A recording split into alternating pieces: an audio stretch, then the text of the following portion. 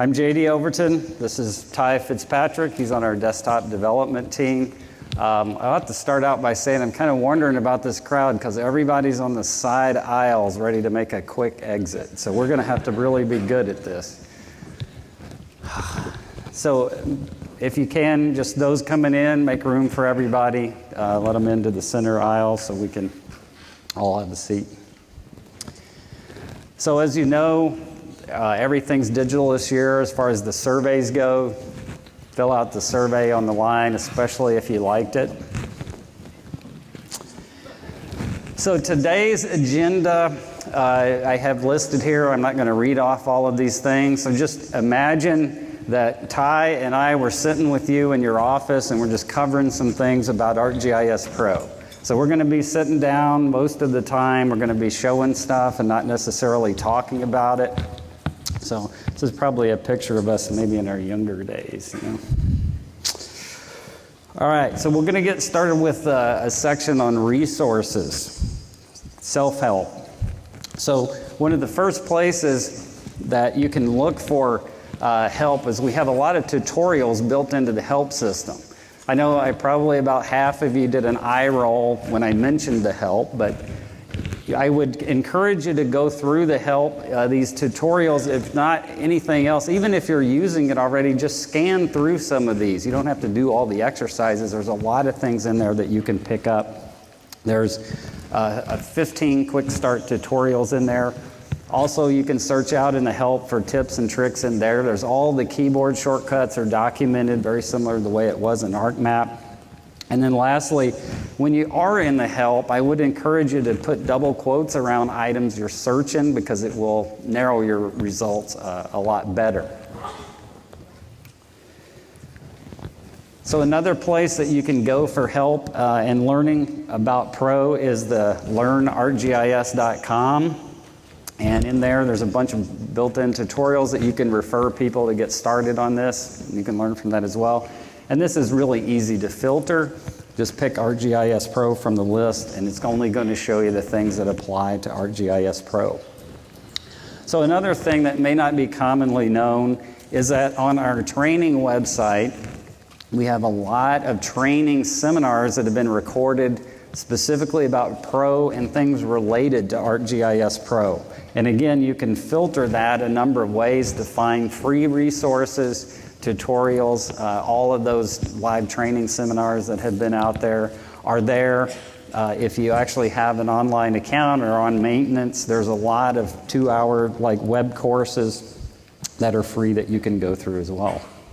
There are 3 books. One of them actually has just been released. It's out in the bookstore. It's been updated for Pro 1.4. Some of you may be familiar with the ArcGIS blog. You can sign up for that as an RSS feed. You can also filter it to only show you the things that are related to Pro. So just click on an ArcGIS Pro tag, or you can enter that URL right there. One of the blog articles that was posted last week had a link to a PDF that lists out all of the sessions related to Pro, all of the demo theater presentations. So you can get on the blog and actually just load that PDF up on your phone, and you can go through that and find out all you want to know about Pro. So what we're going to do now is pretty much kind of get into pretty much demo. So from this point on, we're just going to kind of be sitting down and kind of having a conversation about software and kind of showing you things. So before we get directly into the demos, we know that a lot of our tech support calls initially with Pro were related to licensing, and a lot of that had to do with licensing your software through ArcGIS Online. So what was happening is people's email was getting sent to their primary maintenance contact, and that wasn't somebody in the GIS department always. That might have been somebody in purchasing or somewhere else. So this email was coming into their inbox, and they didn't know what to do with it, or they just ignored it. And then when it came time to activate the licenses, we had to have this email in order to activate the online subscription. So just, if you are going to activate licensing through online, just, be in touch with your primary maintenance contact so that you can do that. So first up, I'm going to turn it over to Ty, and he's going to talk about application tips in ArcGIS Pro.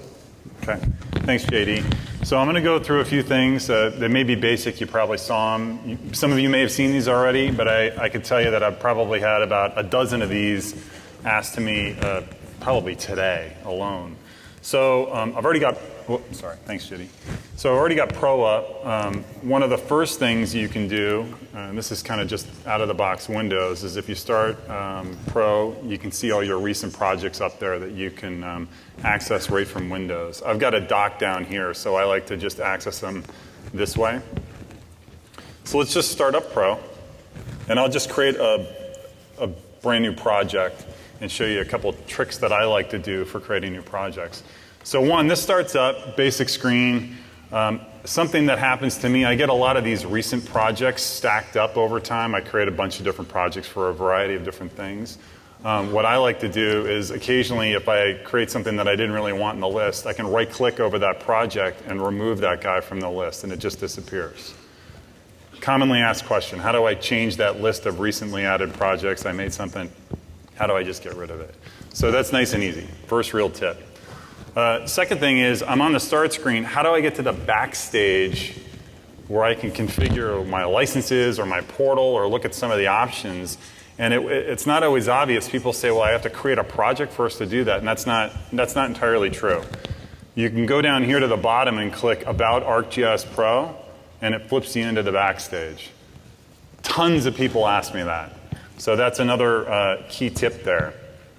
And this is where you have access. You can just go and create a new project if you want, or you have access to your portals. I have a portal that's on my machine or ArcGIS Online. I could look at my licenses tab, look at any licenses. I can go and configure my license. If you have more questions about more detailed licensing questions, we can go into that. But simply open this guy up. I'm configured for a single-use license at this point. And then we can get into I'll get into some of these options after I create my project. So, all right, let's just get into it and create a blank project. Right now it's defaulting to a location. This is not the default location that's on your system, and I'll go into that. And I don't want to create a folder. Just a preference that I have for demonstration purposes. It defaults to another location in your user profile that we know we can write to. In this case, I'll just create a new one. Okay, so new project gets created. I see my catalog view. This is where I can do some basic data management. The catalog pane's also up for kind of map authoring type workflows, so you have a couple different options there. But some of the defaults that I chose when I created this new project, if you look here, here's the name of my project. Here's the location. My home folder, I wanted to create if I look at my application, I'm looking at my project settings. So if I look at my default geodatabase, right now, I got asked this a couple times this morning. Sometimes I may want to create a default geodatabase for specific projects. Other times, I just want to use the same one all the time. It's a very common question. And you can specify, here I have an SDE connection on my laptop to an enterprise geodatabase that I always want to use, so I don't have to keep creating new default geodatabases. And the reason why we do that is so that all GP output automatically can default to that location. So that's really important to have that default geodatabase. Otherwise, they'll come out as shapefiles. Also, I want to use the same toolbox.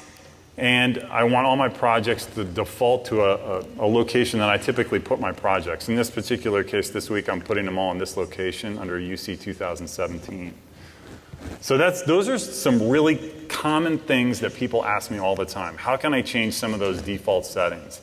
Very easy. Of course, you can change light to dark. I always work in dark theme. I work at home with all the lights off in the morning quite a bit. So I like to work in dark themes so my eyes don't burn out. So that's key for me. For here, we have to demo in light. For maps and scenes, you can use your default base mount based on your organization. So if you have, I'm signed in to ArcGIS Online, so it's going to pull my base maps from my ArcGIS Online organization. If you have a custom base map that you want to use or you don't want to have a base map, you can change that right here. Here's another little tip down here, adding new layers. I add a lot of raw data to my map. Often that has a lot of points. I don't want them to draw right away. So when I add new layers to my map, I like to add them with visibility off. So this is a nice feature to have, so I don't have to wait for them to draw. You can also change the default spatial reference for all the, right now it's always going to use the first layer. This is the same as a map. Same as ArcMap.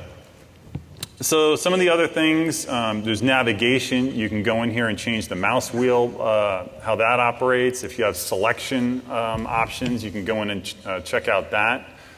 Geoprocessing. Here's one, writing geoprocessing operations to your log file with the data set's metadata. That is a common workflow for some of you in here. I know some of you it may not be. I think this default is actually changing in the next release so that it's on all the time because that's so important to people. So that's an option that's really important for some of you. You need to track that stuff as you capture your metadata. You also have display settings, anti-aliasing, metadata. Everything has metadata, no matter what. And when we say metadata, it's how it's styled.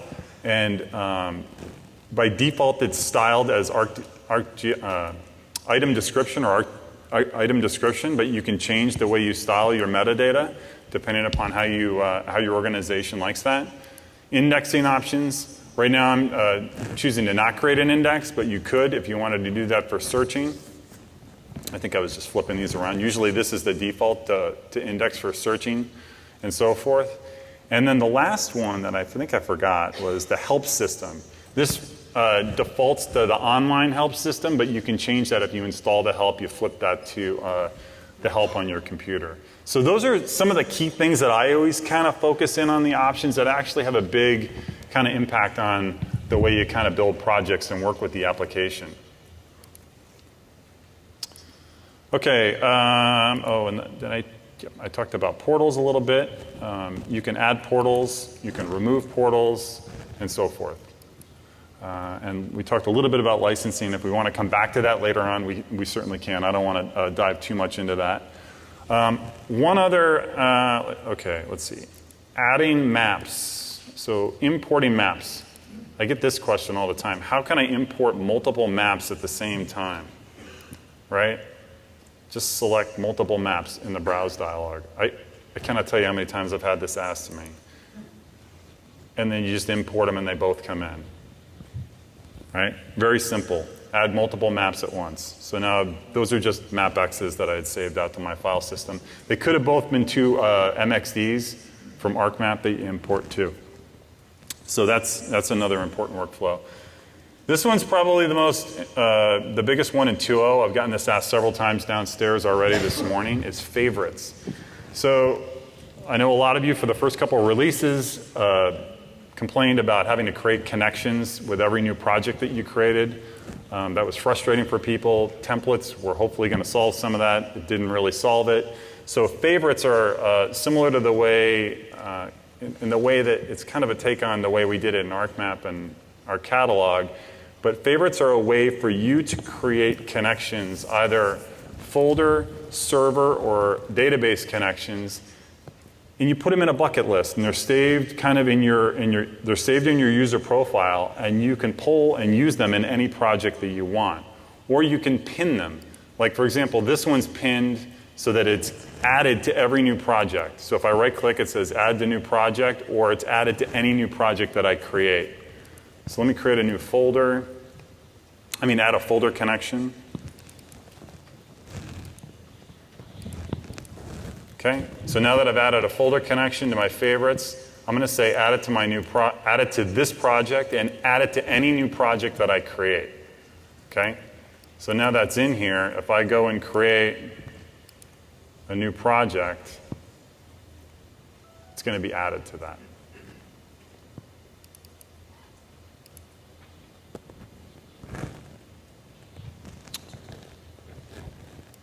Okay, there it is. Right? So any new project now from here on in on this computer will have that folder added.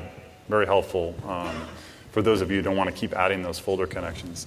And just for a little knowledge on where they are, they're all saved. All these connections are saved in your user profile on your roaming directory. So as you move from computer to computer, if you have roaming enabled for your user profile, those favorites will always be available to you. So that's probably the #1 request we've gotten, especially in the recent releases. So we got that in Pro 2.0. So if you download the new version of Pro, you'll get that. Am I still good on time? Pretty close. Okay, pretty close. Okay, a couple other things. Read-only projects. Many of you, this is another common workflow where you put a project out on a read-only share, and you want to have many, many people access that. Okay, so I have it open. So I have this project on a share, and I'm going to open it up. And you don't want people to write to it, obviously, and you want them to be aware that it's a read-only project. So if you look up at the top, it says read-only. What that means is I can make changes to the project, but the only thing I can do is save as. Save is not enabled. So I have to save it. I can make changes to it, but I have to save it as a new project locally where I am. So you may have a project out on a network share that many people access, and then I want to open it. If I want to make changes, I'd have to save it locally. So I can make changes and save it locally to my drive. Just because it's read-only, that only means you have to save that project locally. That means you can continue to edit your features. If they're in an enterprise geodatabase or a feature service, you still have access to edit those features. So it's only for the project settings that means it's read-only. So another use of read-only could be that you could have a project with no maps in it at all and use it like a catalog app. Right. So in a little tip, we have preview. So if I go over to this map, I can preview that map in preview, and you'll see up here in this contextual tab, you have preview where you can create thumbnails, browse, etc. So that's a way for you to preview maps and data sets within the catalog view. So it's kind of like that preview. And we're gonna keep improving that, and we know we need tables in there as well. So this is an experience that we're going to continue to evolve. So. Hit 4. Okay, thank you. All right. Excellent. So the next group of things that I'm going to talk about here are on map exploration. So we're trying to put these together in more of a workflow instead of just a bunch of rapid-fire things. So one of the things we'll start out with is the placement of windows. So this particular map, this 3D map I have in this upper right corner, I saved this project just like this. So if many of you probably work in a multi-monitor setup, you can take these windows and these maps and move them onto other monitors, and then you can link these together so that they're tied together with their extent. So if I go over to the View tab and I click on this link button, I can specify a center and a scale, and now we can see that these two are actually in sync with one another. So as I move around this particular map, they're perfectly in sync with one another. If I go up to actually back to the Map tab, and I go to the bookmarks, if I have this map open, it's in 2D. Any bookmark in any project, whether it's a 3D scene or if it's a 2D map, I can use a bookmark from any one. But if I click on that bookmark in 2D, it uses the center of the camera to get the orientation. If I'm using the 3D view and I use the same bookmark, I get a different extent that's based on the 3D extent. So you can use these bookmarks across multiple views and maps throughout your project very easily. So another thing about Pro is the Explore tool. As I hover over that, you can get all the context about how to use this particular tool. So this is actually our identify, our pan, and our zoom tool essentially in one tool. And so when you use this tool, you hold down the left mouse button, it's a pan. If I use the roller wheel, it's a zoom in. And then if I just left click, I get an identify. And when I open up this identify, we're commonly asked, well, what actually, how do you control what happens in this dialogue? Well, if I come over here, one thing that's unique about Pro's design is that some of the controls are actually what we call split controls. So it's going to default to the topmost. I can change it to be visible or even the selectable layers. So if I change it to selectable layers, the layer has to be selectable in order to get a result. So let's change the view here. I want to get to a location that actually has some point symbols in it. And the reason is because the symbology is actually used for the Explore tool. So in ArcMap, you had to get right on the XY location of the point, but you can click anywhere on the symbol inside of Pro and it's going to grab that. So that could be a 3D tree, it could be a building. Your point symbol is fully used. So another thing that's probably not commonly known is if I select that feature, the attributes window that was only available for editing in ArcMap is usable inside of ArcGIS Pro outside of editing. So you can use this to copy attributes, etc. Another unique thing about this window is if your layer is editable, it exposes the geometry so you could get the exact coordinates off of that feature if you wanted to copy and paste those into something. So another thing about the Explore tool is since I have selectable layers on, I have this map, and some of you may have a map that has a lot of layers in it. One of my favorite things about Pro is the searching and filtering capabilities. So I'm at a map scale that's near 72,000. So I have this base map authored so that I've got this layer that has 72K. So if my layer list is set to selectable, I can filter this and just type 72K, and that filters it to only show me the list that has that string in it. Even better, I can filter this again and say only show me the selectable layers. So this can also help you find where your feature layers are, where images are. If you have a broken layer in the map, this can really help you filter and find that. So this little search and filter is very handy for navigating a large table of contents. So the next thing I want to look at is one of the things that may not be commonly known is that with the locator, this is going to go out and it's going to grab the world geocoder, and if your active portal has utility services established with geocoders, it will load all of those locators in. But I can go out to the settings, once this accesses my locators here, I can go out to the settings and I can actually add a feature layer to the locator list. So I can pick a layer from my map, such as this facility site point layer, and then in the locator it's going to allow me to configure this to look for the name of the facility equals something or contains something. So now let's go back and we can go to the locate and we can test this out. So we'll just try out Santa Rosa.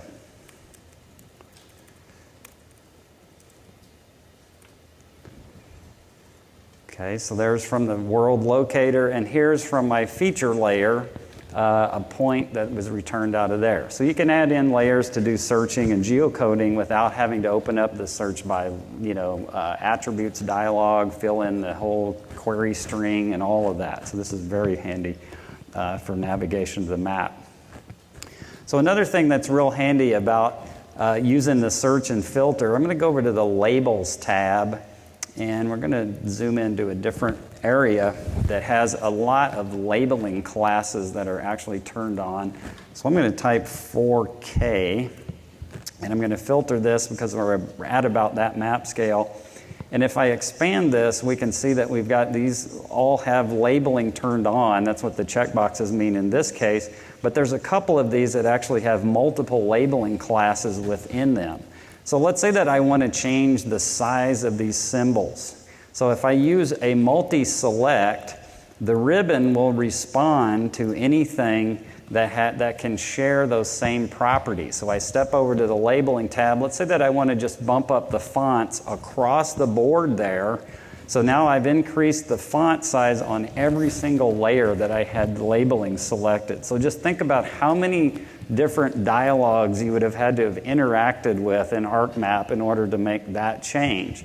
But even better, I don't like this change all of a sudden. Think about the undo. Well, you're probably just going to exit the file and not save the changes. But in Pro, you simply just go to the undo and undo all of that in one single step. So even better with the undo, you can actually filter the operations in the undo stack. So if I turn layers on and off, I can undo that. If I'm editing, I can filter just the undos for the edits, etc. So a very reliable undo stack there. So lastly in this little section is that once I have this map authored to my liking, I can actually save this as a map file. So like you've saved a layer file, for example. You could actually save this entire map that has all of the projection, all of the layer definitions, share that with a colleague, share it on the network, share it in other projects so that you don't have to re-author that time and time again.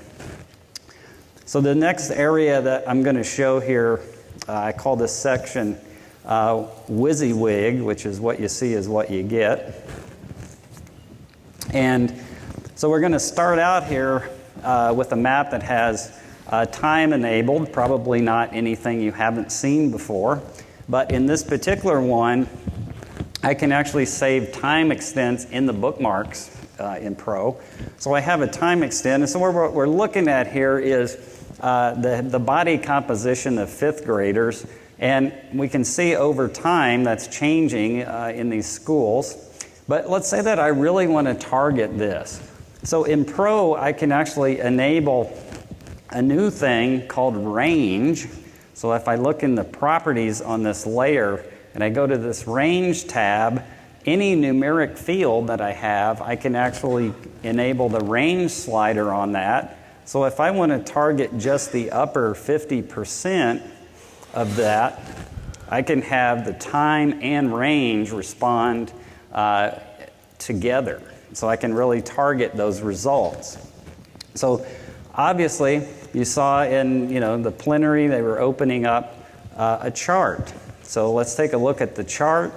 The chart actually updates as well with not only the range and the time, but what you see is what you get. If I click on the extent filter, notice that as I change that, my chart automatically changes the content in there as well. I can also directly from the table, and just because I'm working at a very limited resolution, most of you probably don't work at 1366 by 768, but we do here. I'm going to open up the attribute table. I'm just going to disconnect that for a second, and I want to show you a couple of things on it. I'm going to get it close to the ribbon on purpose, because down here in the lower right corner on this thing, it's probably going to be hard to see, but when you have a table open, it opens another tab called View, and I can filter the table. So I've got a 814, so if I filter it on time, I have 74. If I add the range, I'm down to 22, and then if I filter it on extent, as I change that, it also changes as well. So if I click on the chart, that's going to select features on the map. I change this to the selected, and then I can highlight selected also here within the graphic. So the table's probably covering up what's highlighted. There we go. So then if we're using a layout, for example, so we've got my data, it's filtered by time, by range, and by extent. I probably am going to want the legend on the map to look like that as well. So I'll go down to my layout. I open up this layout, and we can see that we've got layers, a legend here. So as I expand the legend, I highlight my layer, I go to Properties, and down here at the bottom under Feature Options, I can click this Show Only Visible Features on the Map, and then I can actually put counts into the legend. So if I come down here and I check this on, I can say before and after visible. So not only is it showing me exactly how many there are, it's filtering it by extent, by time, and by range. So just like with the map, if I right-click on the layout, I can save the layout and share the layout with others as well. I mean, we could do that through project templates, but you know, these files can actually be really handy.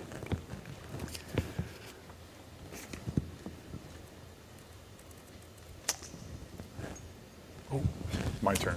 So back to Ty for map authoring and sharing. Okay.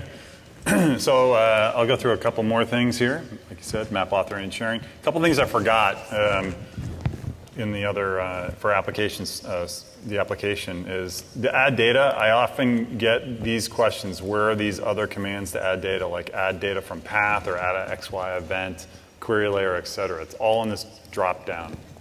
Just check out the pull downs on some of these. Just like bookmarks or base maps have a drop down, add data also has a drop down, right? So you can add any one of these types. It was basically, people always look for that, so common area. Another thing, add data, if you wanted that, say on your quick access toolbar, so it's available regardless of where you're at or what you're doing, you can just right-click over you just right-click with your mouse over any of the commands. And if you noticed, I said add to quick access toolbar. That just put that guy right up here on the top bar, regardless of which tab I'm on. It'll be always available for you to add data. Okay? So there's a little tip there for adding content. Just one thing to add to that is just that just because it's on the quick access bar doesn't mean it's going to always work, because it has to enable the context. Good point. Good point.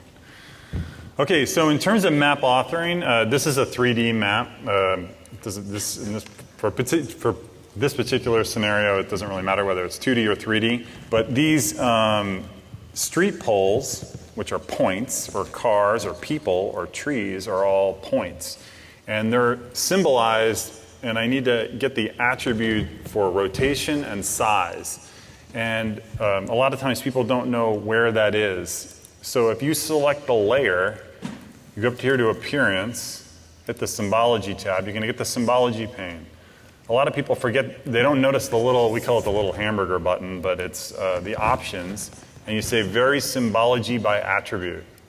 And you go in there and you can see symbolize my, street furniture, which are my lamp posts. I want to use the rotation field, and I want to use size, the size field. So now those are symbolized by height and by the size for the height and the rotation, so they're orientated correctly. And that could be in 2D or 3D. So those are, we call them visual variables. But those also transfer what I have set here. If I share this up to ArcGIS Online as a web map or a web scene, those carry forward as well. So let's take a map that's a little more complex. That's going to require those visual variables to be a little more very symbology by attribute value. And I want to use an expression. So this is wind. These are wind points across the world. I'm just looking at the United States right now. And if I want to symbolize these, and I want to use the same attribute values, I would say vary symbology by attribute. And this would be the result. But what I'm using is Arcade. And Arcade's our scripting language for symbolizing by attribute. So I've got a pretty simple expression here using Arcade to calculate two field values in there to get the right rotation value. And then I also have, I'm using Arcade for the field, right? So I'm using the same expression for the field. And that allows me, using Arcade, to calculate that expression to get the right wind direction for these two field values, for rotation and for the class breaks renderer. And then if I wanted to share that, I can share that as a web map up to ArcGIS Online, and I just you just go into the share tab, click Share Web Map.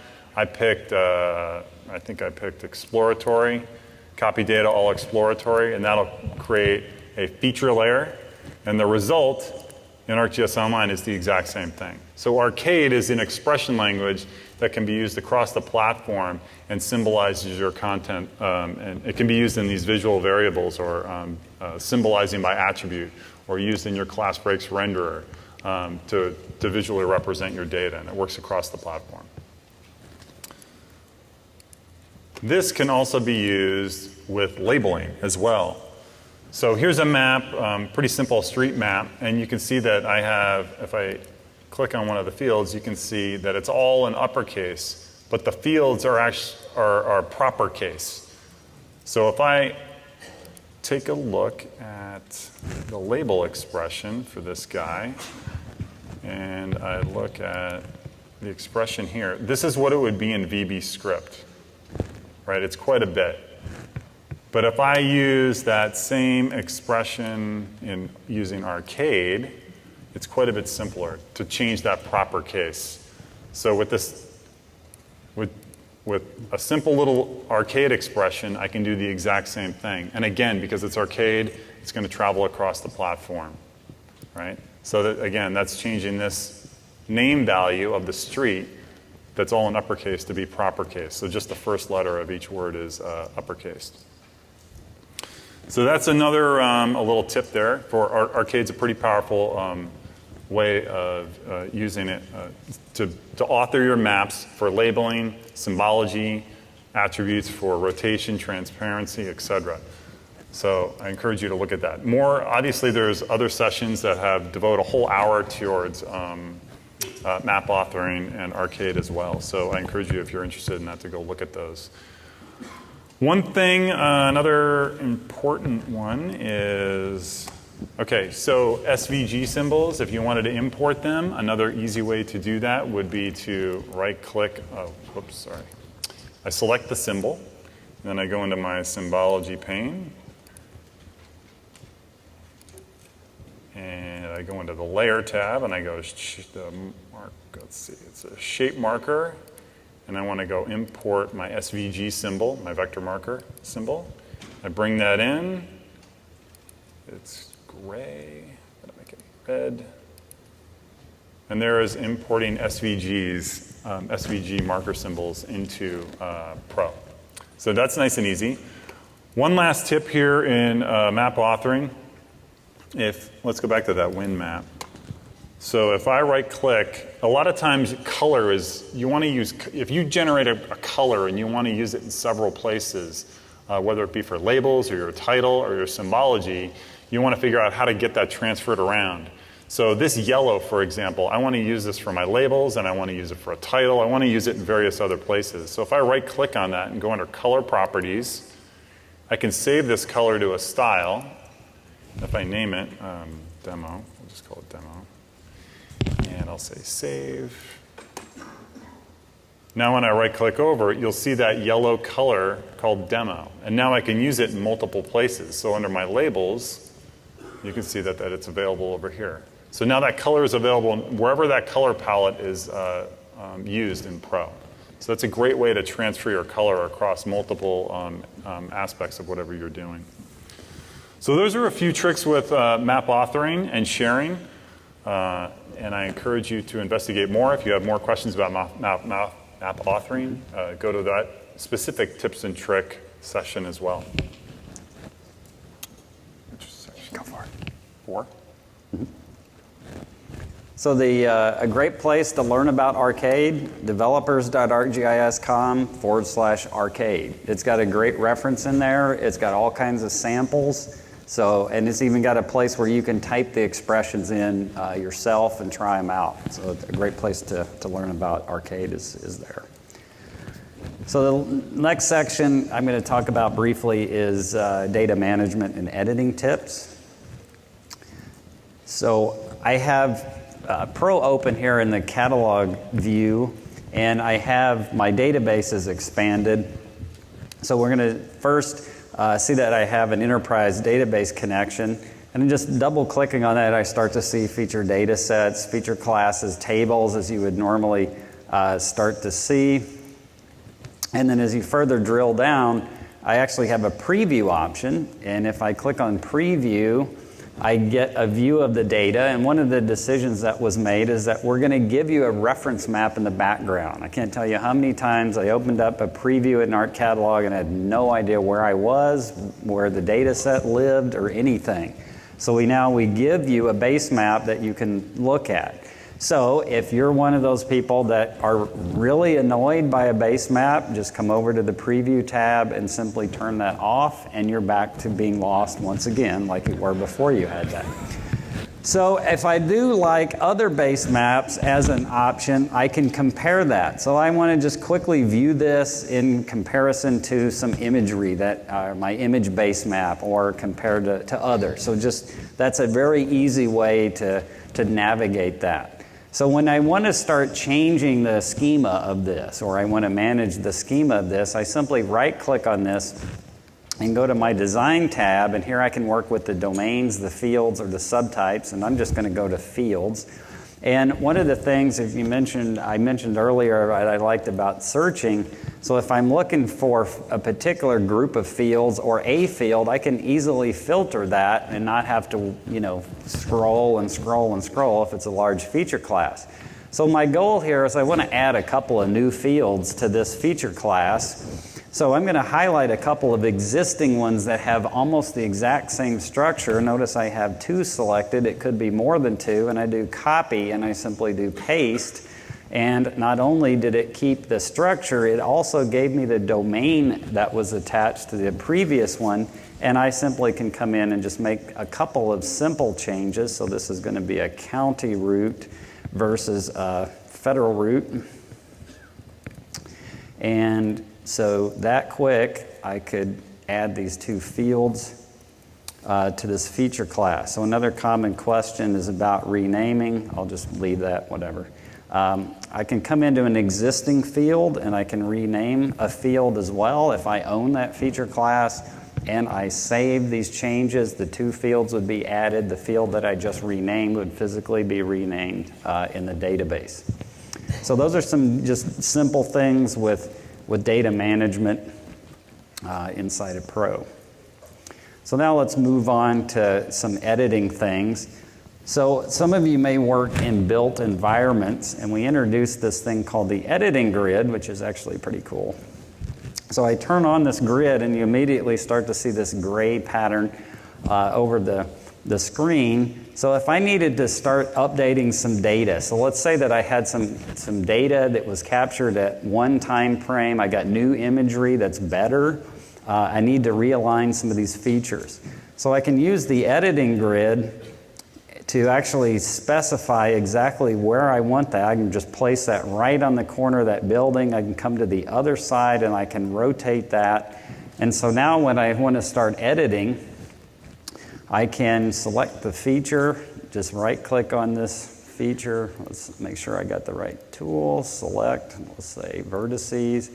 And so now I can just take this and snap this right to that grid and get an accurate placement of that feature so that it's orthogonal. So I can also use this grid to construct new features. It can be part of the snapping environment, etc. So take a look at the grid. So the next thing I want to show is some things with topology. So in order to edit something, it has to be visible. So I just turned on this layer, and we can see that we've got some topology issues. So I'm going to turn on a map topology, and I'm going to go to my editing tab and make sure that that layer I just turned on is editable.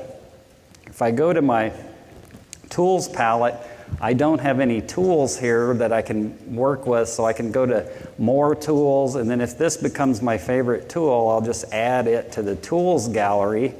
So anytime I want to use that tool, it's there. So now I'm editing this map topology, and I don't know how well you're seeing that. Let me turn the imagery off, just so what you should be able to see is that I've got a solid line and a dashed line. How many are with me here? Dashed line? Okay, perfect. Just making sure you're still out there. So the dashed line isn't going to move, or that's where the result is going to be. So if I hover on this side, it would move to that direction. So the dashed line won't move. So I'm going to click on that, and that simply closes that. But I get down here, And this doesn't have an adjacent feature, but I have other editable features in the map. I just come down, I click the parcels on, and it becomes part of the topology. I click on that, and I actually fix that side using an existing feature as well. So I know it probably got some doubters out there. You didn't show me what happens with an overlap. Okay, well, I'll create an overlap for you so that we can show how that works. So we've got our topology edge. So same function. So notice the dashed line. It's going to be where the placement is going to be. So that easily I can fix that. Or I could have basically just used the align tool and actually just digitized or traced the feature I wanted to update. So very powerful new topology tools with very interactive ways of showing how you can make edits. Another powerful thing that probably isn't being leveraged enough with Pro is this idea of what we call group feature templates. So I want to sketch out one geometry, but I want to create multiple features with that geometry. So this is an example of an apartment complex. We'll turn my image back on so we can start to see what we're doing here. So we'll turn this on. We'll go back to my editable layers. I don't need to be editing any of these. So what we have here is an apartment building, and it's going to have a whole bunch of addresses that are associated with it. So with 911, for example, they're going to want to know where the entrances are to get into the building, and they're also going to want to know where the driveway entrance is. So I can create a simple feature template that's going to create a site address, building entrances, and a driveway entrance in a single template. So the first thing I'm going to do is give it a relationship ID that I'm going to share across these three features. So you would control when you're designing the feature template how many attributes you want them to digitize ahead of time. And notice the active tool is align. So the first point in the line sketch is going to be the address point, and everywhere I snap to is going to become a building entrance. And then the last feature when I close, or the end of the sketch, is actually going to be the driveway entrance. So let's clear that up, and I'll just select this one feature. If we open up the attribute window, we can see that we've got all of these related features there together.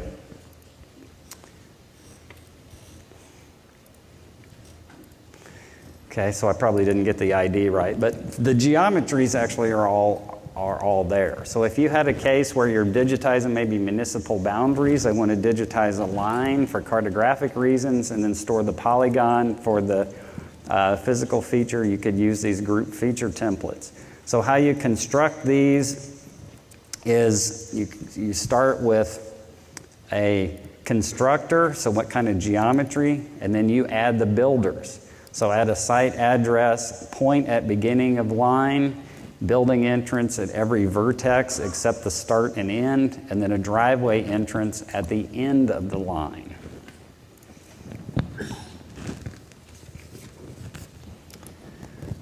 So those are some things about editing. So I'm sure there's many sessions on editing that are probably going to cover a lot more topics there. So the last area I want to talk about before we open it up for some questions is automation and analysis.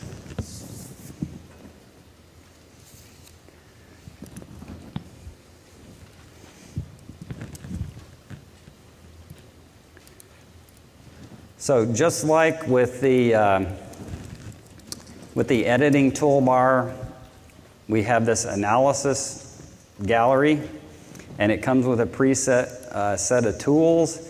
So any tool that I want to add into that, I simply just locate it and then add that to the gallery. And then if I come in here, I can customize this gallery. So let's say that I don't want to use any of these or these. I've now customized the dialog. So then 3 days later, you're going to be like, crap, I lost all those tools and I wish I had those back again. So I just come down here to customize, I hit reset to default, and we're back to where we started. So anytime you reorganize that and you want to get back to the start, you can do that.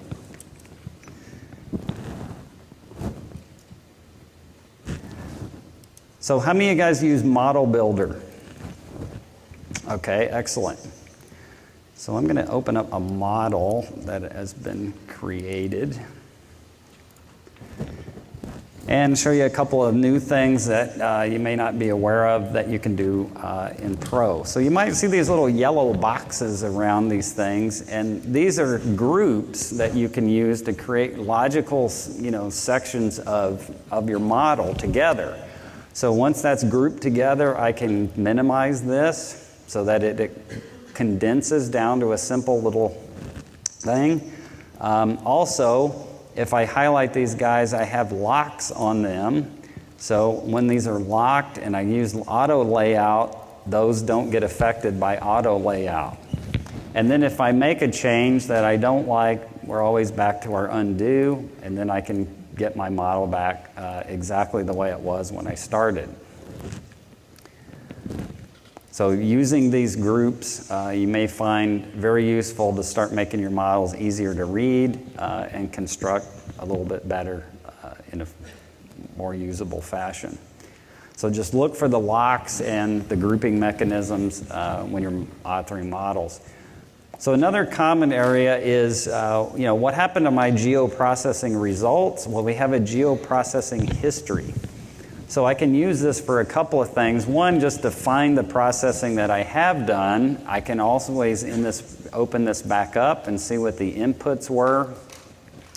I can also use this in a number of different places. So for example, if I want to start building a model, I can go into this geoprocessing history and simply just drag and drop that onto the canvas and then connect back the processes together. So you can manually run through a few tools, then drag the results onto your model and then build it that way.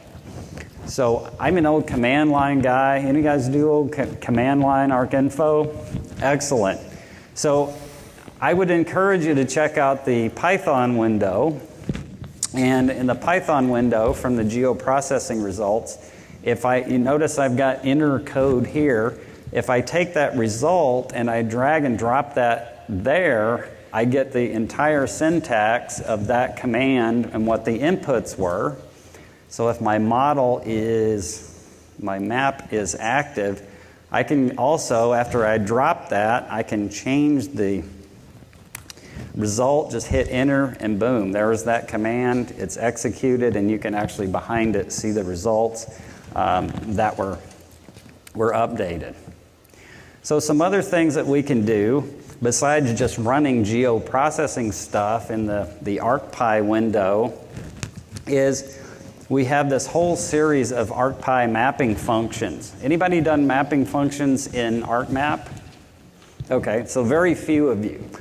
So I would encourage you to check out this whole section on ArcPy. There's some really cool things that you can do from a mapping perspective. I'm going to open up this one section of the mapping module and show you how we can use some of these samples. So I'm going to open up this class, and one of the classes I want to take a look at is I want to take a look at the graduated color renderer. So you start to look at this, you see what the properties are, but that looks complicated. I'm just going to go straight to the code sample. So I'm going to zoom this in so we can see what this is doing. So it's going to get the project, it's going to get the map, it's going to find a layer, it's going to get the symbology, and then it's going to set a custom color renderer on a particular field. So let's just copy that sample directly out of the help and let's paste it in here. Okay? So I'm going to switch maps so we can actually see what's going to happen with this.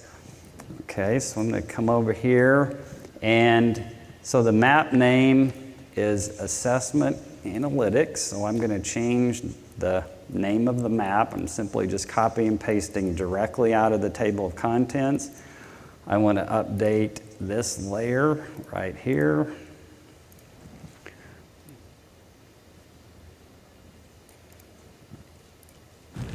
So instead of opening a project, which I can do from this, I'm just going to open the current project that we're working on. So I'm just going to literally spell out the word current here in double quotes.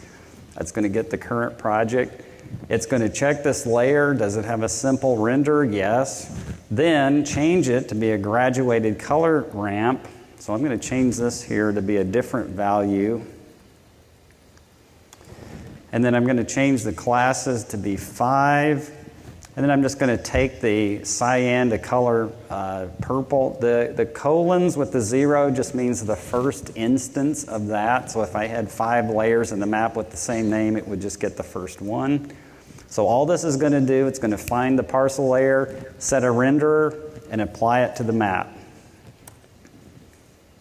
So there it is, that quick. So then, if, I didn't like that, I want more classes, or I want to make some changes, I just hit the up arrow. So if you've used DOS, or you have the up arrow command, I can come back in here and change a couple of things. So this is no longer a simple renderer, so I'm just going to remove that line. No reason to check for that. And let's add to this. So I'm going to say this is, I don't want a J over there, that won't work. So I've got all the syntax here. So I'm going to normalize this by a field called residential floor area. So basically I'm going to show you a graduated color based on price per square foot. Okay, so we've got 5 values. So I really don't like this color scheme. I want to try a different one. So where do we get the names for these? I'm going to go to the Symbology tab, and I'm going to hover over this. And when I click on one of these, I can click the Show All, and it'll show me the names of these when I hover over them. So I hover over that one, and that one's called Condition Number. That one looks pretty good. Let's use that. So I come down and hit Enter, and there's my new map, symbolized based on the color renderer. So if I wanted to continue to modify this and add to this, it's very easy. I could actually even take this and save this whole thing out as a Python script. And then once I have this as a Python script, I can add it to a tool in my toolbox. So new script tool. So let's browse. And I've already kind of cooked a little bit of this. So let's get this and load it in. Okay, so I load the script. We'll just let it be called script. And if I go to the parameters, let's say that I want to add a parameter to this. I could give it a name. So this would be something that you would have the user supply when they ran the tool.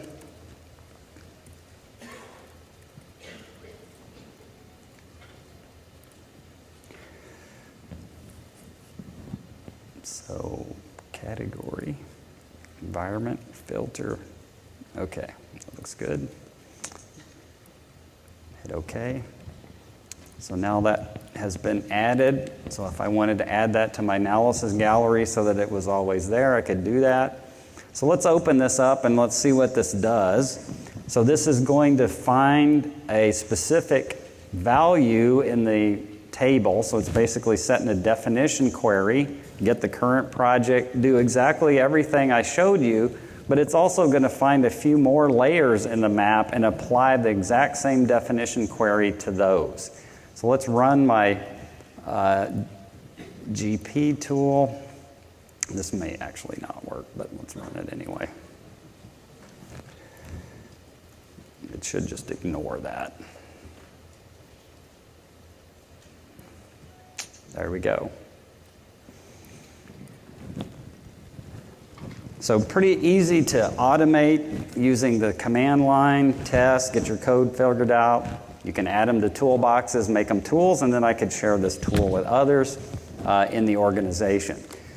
And then I could take this a third step and add a task, but we don't really have time to get into tasks, so I would encourage you to go to one of the demo theaters or one of the sessions on adding tasks to Pro, and you can do some pretty cool things. So I think we're pretty much right at time to open it up for any questions that you guys have. Yes.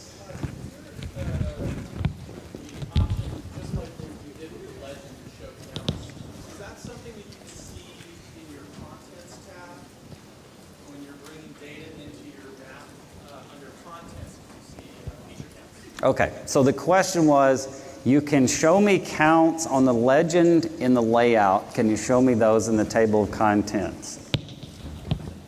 We don't have that option right now, but we can bring it back to the team and see if it's see where it is on the list. With the tasks option, is it beneficial to use the builder versus the task? What do you mean the builder?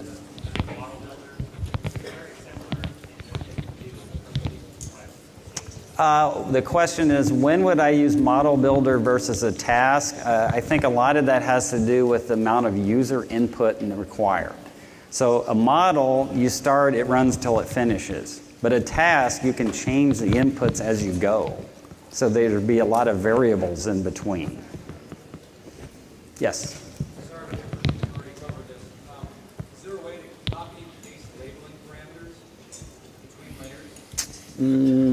Is there a way to copy and paste labeling parameters? Off the top of my head, I don't know, but we can get that answered in the island for you. Yeah. Yes?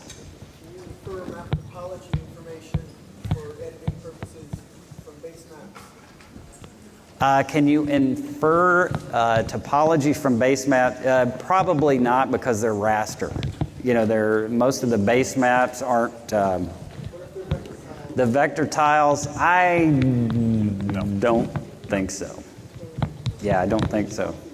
I don't think so. No. Yes?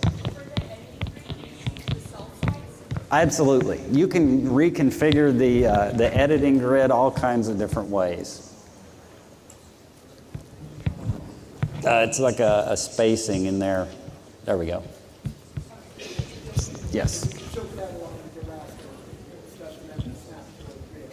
Yeah, that would work. Yes, sir. Arcade work in collector. I know they're expecting it. If it doesn't, it's obviously expected to. I don't know if the current release does yet, though. But it should. That's the goal. It should work across. In the back. The question was, does arcade work in collector?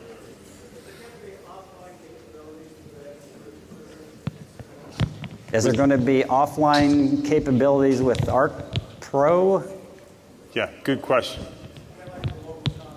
Yes, we're working on that right now as we speak. So yes, the question was, can we basically take my map and take the extent and pull it offline so all the features and the base map come offline? And the answer is yes. We're working on that. Yes, sir. 15 seconds on how to work with planar topology in Pro. Planar meaning rules?